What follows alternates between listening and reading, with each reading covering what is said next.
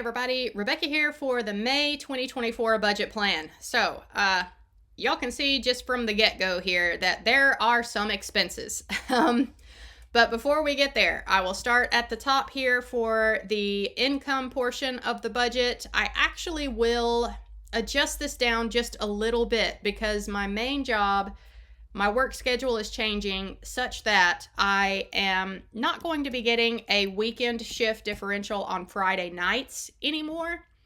So I know that my paychecks are going to be dropping just slightly. I'm giving up a $3 an hour shift differential for losing the Friday nights, but my nights are getting together. I will be working Tuesday, Wednesday, Thursday nights instead of Tuesday, Thursday, Friday nights every week.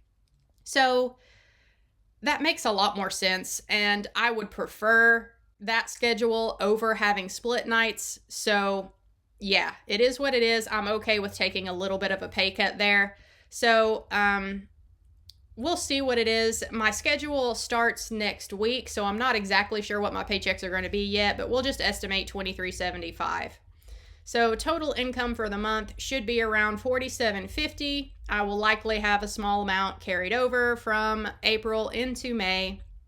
I don't think I'll get any YouTube payout. I am pretty much just going to quit budgeting for that on my budget videos. You know, I'll get a payout whenever I cross that $100 threshold, but I mean, y'all can see I've had one payout for the entire year so far for YouTube, and we are halfway through April at the point that I'm filming this, and you know, that's okay. I just don't make as many YouTube videos as I used to, and the ad rates are down. It is what it is. I never really did this channel for the income or to try to make this my main hustle in any way, shape, or form.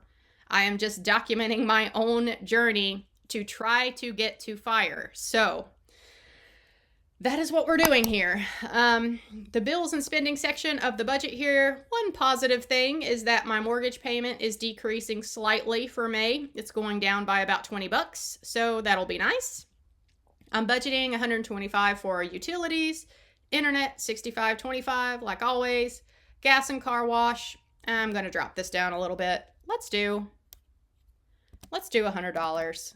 I mean, I think that's plenty.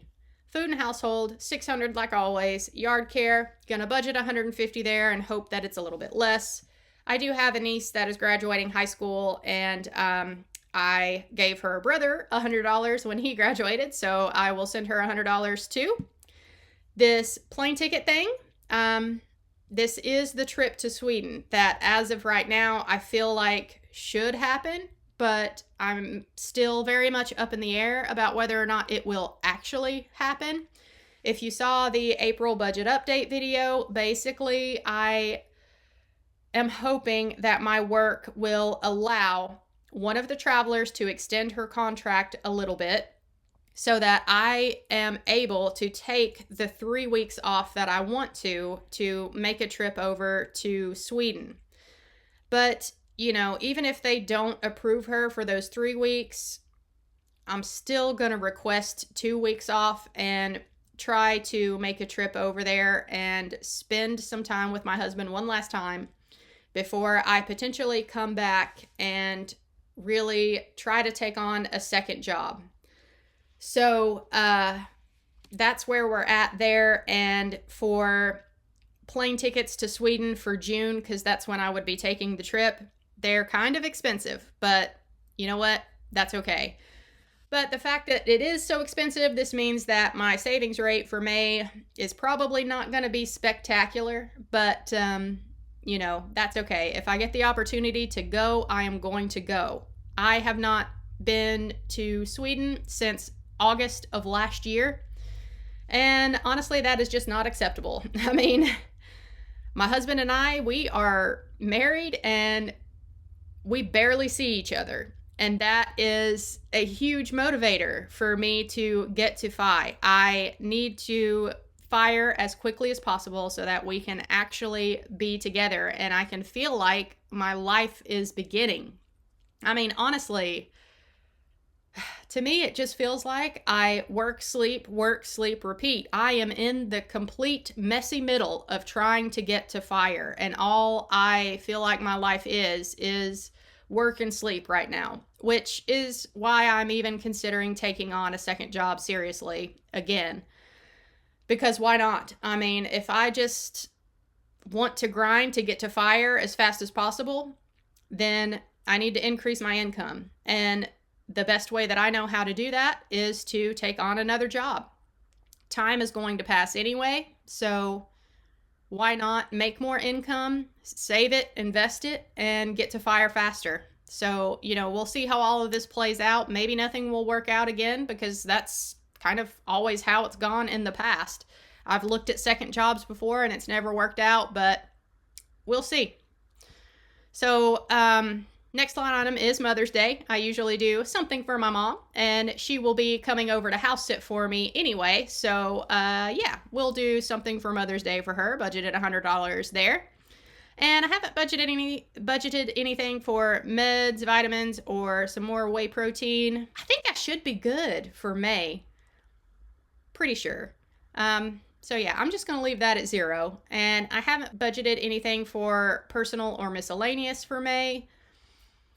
I am going to do some spending this month in April. So, yeah, I'll try to keep that at 0 too, but we'll see. I know that if I buy a expensive plane ticket, I would like to try to keep the personal spending down, at least for the month of May. The investing and fire tracking portion of the budget, this is for channel members only, and I go over all these numbers at the end of the month. Also, do not pay attention to this MFI yet. This 39% is actually how close to fire I was in May of last year. I haven't obviously updated my portfolio balances for May of this year because it is April. So anyway, last year I was around 39% FI, and y'all know, if you saw my latest video, I am right now over 50% of the way to my fire number. So literally messy middle right now. But just for funsies, I am going to copy over everything from the budgeted column over into the actual column, and I will throw this extra $1,200 into one of my brokerage accounts here, and we will see what my savings rate would be if this month of May goes exactly according to plan. All right, 36% is really not bad, considering that, expensive plane ticket. Let's see if I did not have that and I was able to put that $1,500 into a brokerage, what that would be. Oh, yeah, that's what I was talking about.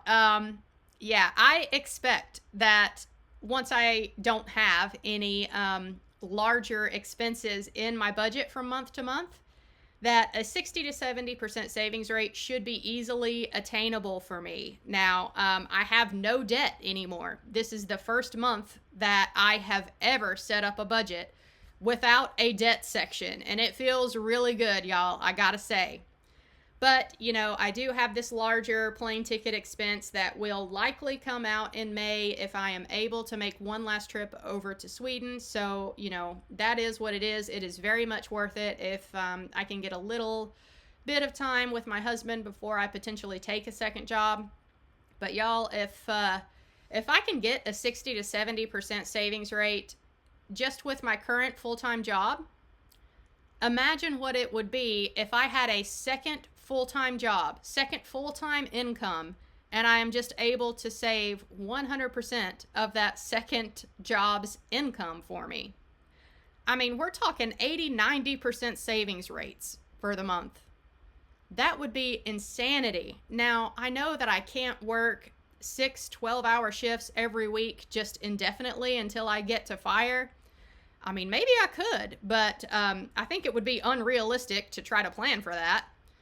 But I tell myself that, I could do it, at least temporarily, until I find out for sure if at my current job they're going to give me the rotating schedule that I want when their new facility opens. The new facility is not going to open until the end of this year. So if I could work 2 jobs until then, I mean, that would be a lot of extra money coming in that would just all go straight for investing. So, you know, I am okay doing the grind temporarily here for a few months just to really kind of push my way forward to FIRE. I'm already at 53% of the way to my FIRE number as of this video. So, you know, having that double income for a few months would be a big boost for me. So I'm open to it. We'll see if it actually works out or not. But that covers it for the May budget plan as of right now. This really could change pretty drastically just depending on how work goes. But as of right now, I'm just going to plan for a trip to Sweden. I'm just hoping that it's going to be 3 weeks instead of 2 weeks. But we'll see what happens. Maybe my work just won't give me any PTO at all. You know, at this point, anything could happen. So it is what it is. If you've made it to the end of this video, I appreciate you watching as always, and I will catch you in my next one, guys. Bye.